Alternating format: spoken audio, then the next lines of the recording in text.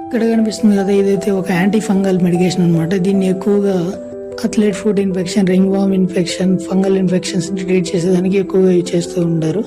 మనకి తెలిసిన ఈ లులి కణజోలు గురించి ఏంటి అంటే, ఇది ఓన్లీ సోప్ ఫామ్లోను, ఆయింట్మెంట్ ఫామ్లోను, లోషన్ ఫామ్లో మాత్రమే అవైలబిలిటీలో ఉంది అని. బట్ ఇది ఒక స్ప్రే ఫామ్లో కూడా అవైలబిలిటీలో మార్కెట్లో అయితే ఉంది. ఆయింట్మెంట్కి పెనిట్రేషన్ రేట్ ఎక్కువ ఉన్నప్పటికీ దాని ద్వారా మనకు స్కిన్ ఇరిటేషన్స్ అయితే చాలా వరకు ఉంటాయి. అండ్ ఇది ప్రైవేట్ పార్ట్లో అప్లై చేసేదానికి కొంచెం ఇబ్బందిగా కూడా ఉంటుంది.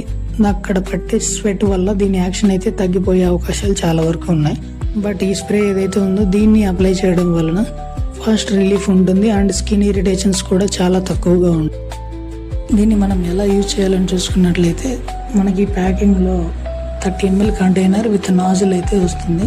ఈ నాజిల్ తీసుకెళ్ళి బాటిల్ ఏదైతే ఉందో దానికి ఫిక్స్ చేయాలి అండ్ అఫెక్టెడ్ ఏరియాలో జస్ట్ స్ప్రే చేస్తే సరిపోతుంది, అంతే. Thank you.